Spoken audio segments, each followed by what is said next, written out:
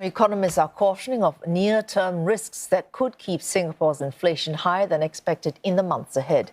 They say further government aid should not be out of the question if prices stay high. Singapore's core inflation in April held firm at 5%. Overall inflation, now that includes accommodation and private transport costs, rose to 5.7%. Marcus Tan with this report.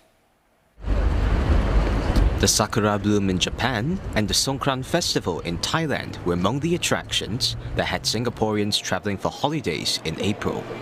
Those travelling this month can expect to pay more for airfares and hotels.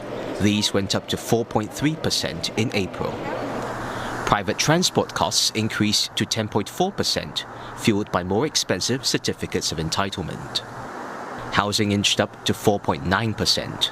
with higher maintenance and repair costs cushioned by an increase in housing units for rent. Singapore's central bank is forecasting high core inflation for the next few months. This has prompted one market watcher to warn of short-term events that might give the government a reason to step in again.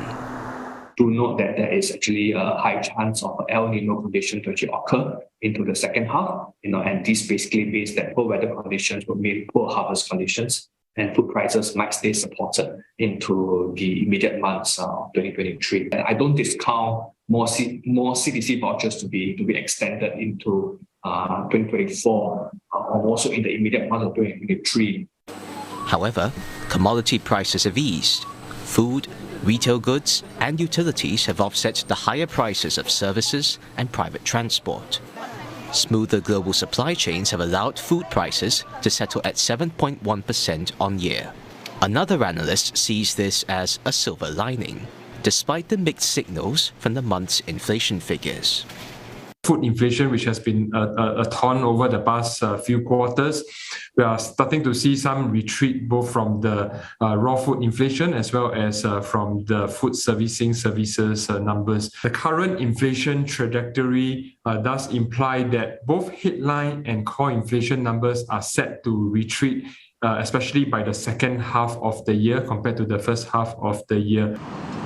The Monetary Authority of Singapore expects businesses to continue passing on the higher costs to consumers.